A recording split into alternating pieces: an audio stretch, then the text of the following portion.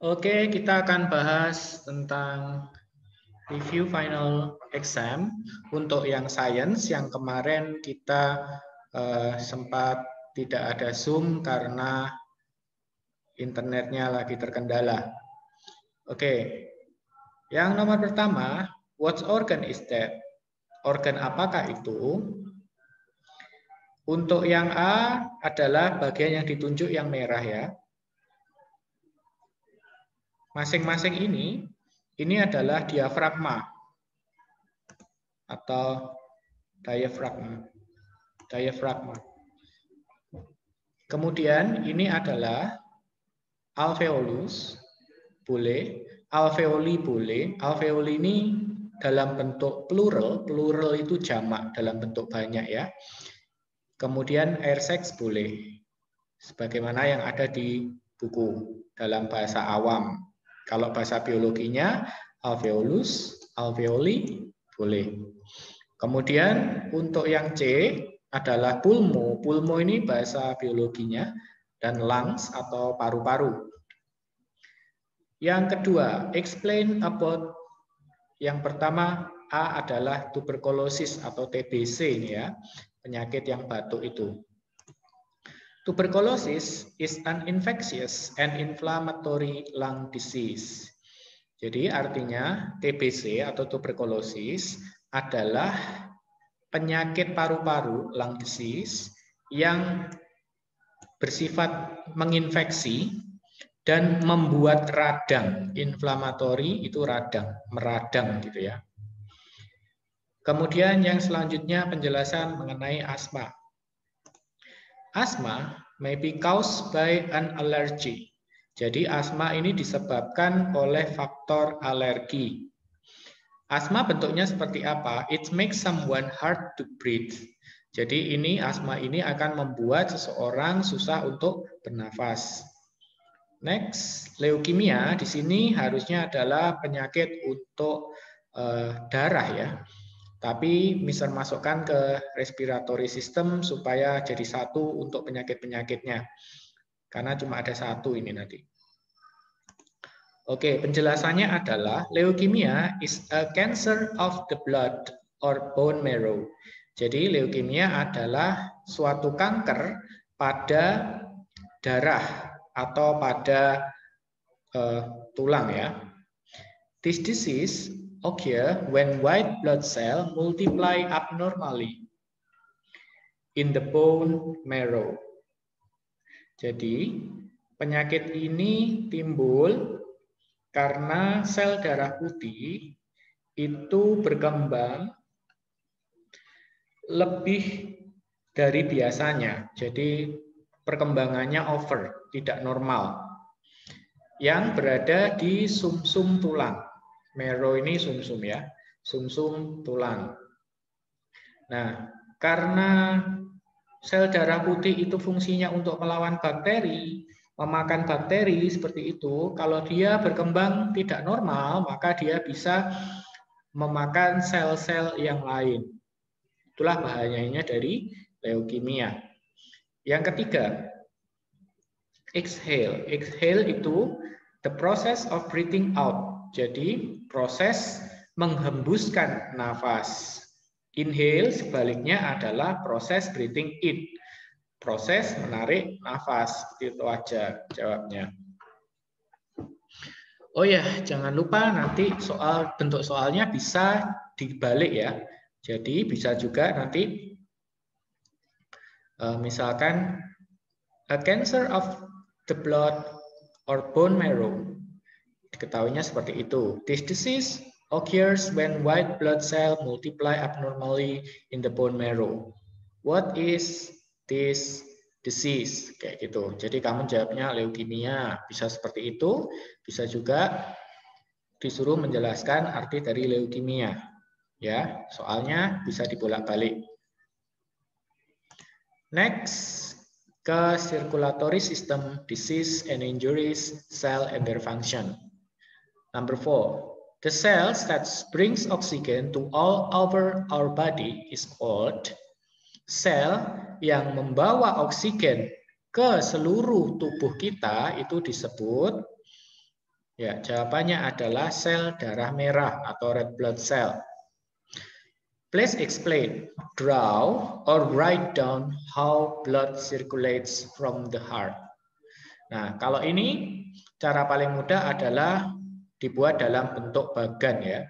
Jadi mulai dari heart atau jantung ke kepala atau seluruh bagian tubuh, kemudian kembali lagi ke jantung, ke lungs atau ke pulmo, paru-paru, kemudian baru kembali lagi ke heart.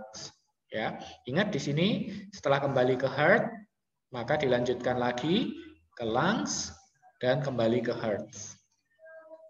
Ini adalah sirkulasi peredaran darah. Yang keenam, a disease that can be passed from one person to another is called. Suatu penyakit yang dapat dilanjutkan atau ditularkan dari satu orang ke orang lain disebut communicable disease atau penyakit menular. Number 7, influenza, flu is transmitted, ditularkan ketika when an infected person, orang yang sudah terinfeksi itu, titik-titik atau titik-titik into the airs, which is breathed in by other people. Jadi, flu itu ditularkan ketika seseorang cough or sneeze. Jadi, ketika seseorang batuk atau bersin, di mana butiran-butiran dari cairan atau droplet atau cairan yang sangat kecil itu bertebaran di udara dan nantinya dihirup oleh orang lain. Maka orang lain itu akan memiliki kemungkinan untuk tertular. Number 8. Please explain how immunization works. We are injected with a weakened virus and we let our body system to fight against the virus itself. Jadi kita disuntik dengan virus yang sudah dilemahkan dan kemudian kita membiarkan sistem tubuh kita untuk melawan virus yang sudah dilemahkan itu. So, when we got the virus, our immune system already knows how to fight the virus.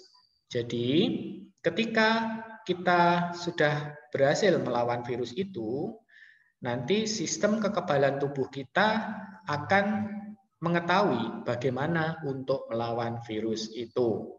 Itu kalau diterjemahkan dalam bahasa Indonesia. Nanti ketika final exam boleh kamu menuliskan dalam bahasa Inggris maupun dalam bahasa Indonesia. Number 9. All living things need titik-titik to live. All living thing needs energy to live. Ya, ini ada di bagian invertebrate. Number 10. Look at the picture. The animal in the picture is, ya kita tahu ini keluar di DT dan PTS kalau nggak salah ya. Jawabannya sponge. 11. How are spiders different from insects? Nah, kenapa kok laba-laba itu tidak digolongkan ke dalam insekta atau ke dalam serangga? Beda ya, different. Nah, jawabannya karena dari ciri-cirinya. Spider have 8 leg. Sementara insect have 6 leg. And a body that is divided into 2 segments. Jadi, spider hanya punya 2 segmen tubuh. Sedangkan pada insekta, a body divided into 3 segments. Insekta pada 3 segmen, yaitu head, thorax, and abdomen. Kepala, toraks, dan abdomen. Itu kalau insect. Sedangkan spider hanya 2 segmen. Berarti ada 2 ciri-ciri yang menyebabkan laba-laba ini berbeda dengan kategori serangga. Next, 12. Di sini sudah memasuki bab fotosintesis ya. Plants make their own food through a process called. Jadi tumbuhan membuat makanan mereka sendiri melalui suatu proses yang disebut sebagai, sesuai judul, maka jawabannya fotosintesis. In photosynthesis process, excess sugar is stored as in the leaves and other parts of the plants. Dalam proses fotosintesis, kelebihan sugar, kelebihan gula itu disimpan sebagai apa? Di dalam daun dan bagian lain dari tumbuhan. Jawabannya adalah starch. Ya. Number 14. To carry out photosynthesis, plants need. Untuk melakukan fotosintesis, tumbuhan membutuhkan apa? Jawabannya, water, chlorophyll, carbon dioxide, and sunlight. Air, klorofil atau zat hijau daun, karbon dioksida, dan sinar matahari. Number 15. Starch in plant may be stored in. Ya, jawabannya adalah leaves, stems, seed, and root. Jadi zat tepung pada tumbuhan itu disimpan di mana? Jawabannya bisa di leaf atau daun, stems atau batangnya, seed bijinya, dan roots atau akar. Number 16.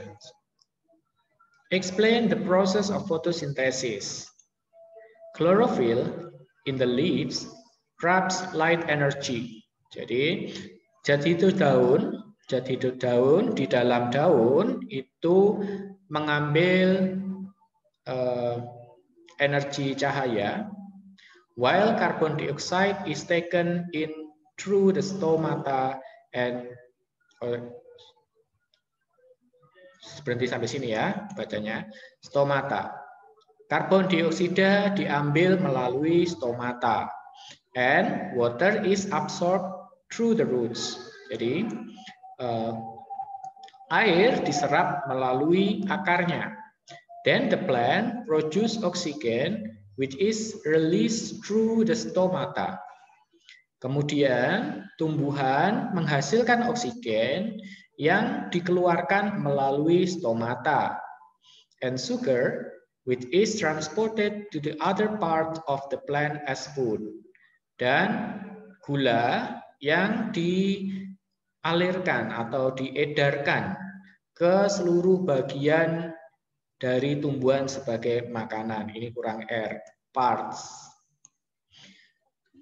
Ya, ini adalah proses bagaimana fotosintesis itu terjadi.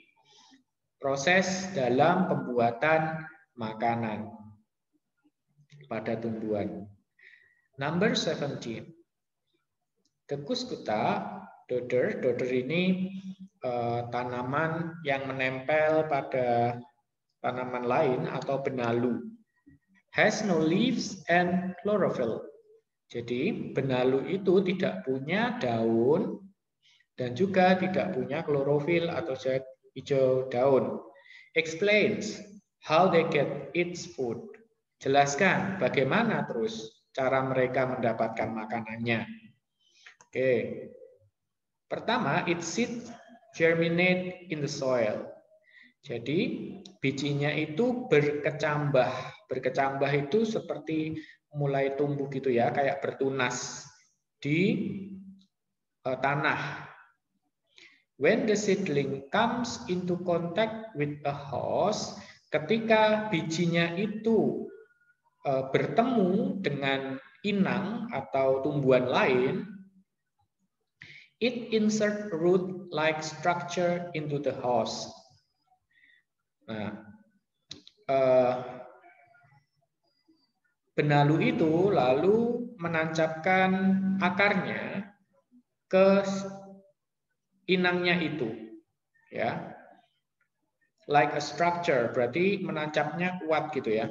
menancapnya membentuk struktur yang sudah kuat gitu.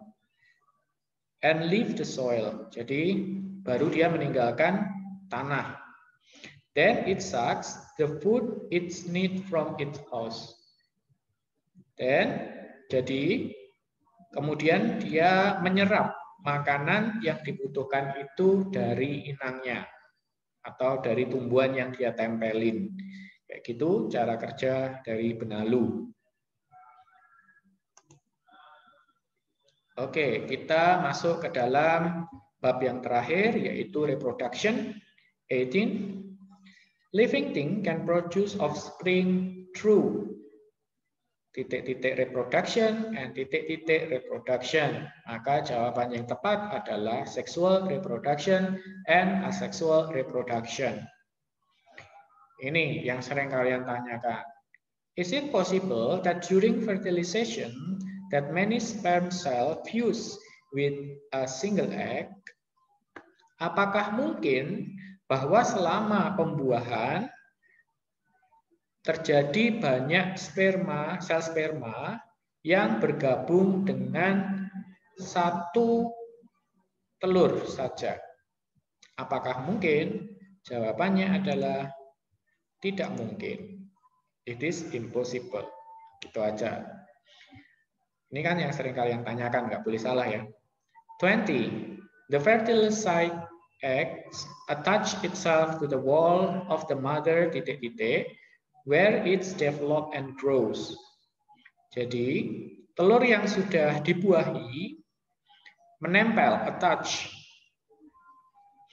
ke dinding apa, di mana di sana ia mulai bertumbuh dan berkembang. Ya, jawabannya dinding rahim atau mother wombs. 21. The developing baby get nutrients from the mother bloods through the. Jadi, bayi yang berkembang itu mendapat nutrisi dari darah ibunya melalui apa?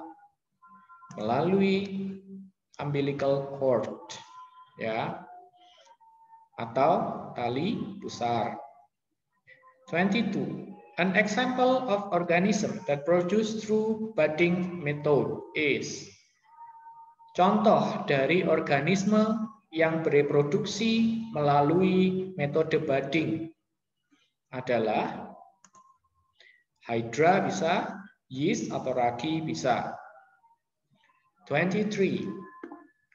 When the flatworm body breaks into distinct pieces, each of pieces can grow into a new organism. This reproduction method is called. Ketika flatworm atau cacing pipih yang tubuhnya dipecah-pecah ke dalam irisan-irisan yang berbeda, tiap-tiap irisan itu dapat berkembang menjadi organisme baru. Reproduksi yang semacam ini disebut sebagai apa? Flatworm yang kemarin di slide-nya ada kayak ulat yang dipecah-pecah itu ya. Yang 12 hari dia baru jadi cacing pipih baru. Disebut fragmentation atau fragmentasi. 24. External fertilization reduces the chance of survival of the developing eggs because the developing eggs are at greater risk of being by other animals. Jadi, pembuahan di luar atau eksternal menurunkan kemungkinan untuk lestari atau untuk survive pada telur yang sedang berkembang. Karena telur yang sedang berkembang itu memiliki potensi besar atau potensi yang lebih besar, resiko yang lebih besar akan diapakan oleh binatang lain, ya bisa dimakan, eaten. Selain bisa juga terkena, kalau di air ya, bisa terkena wave atau gelombang laut. Itu ya. Tapi karena di sini by other animals, maka jawabannya lebih tepat adalah eaten. Next. 25. What is the characteristic of asexual reproduction?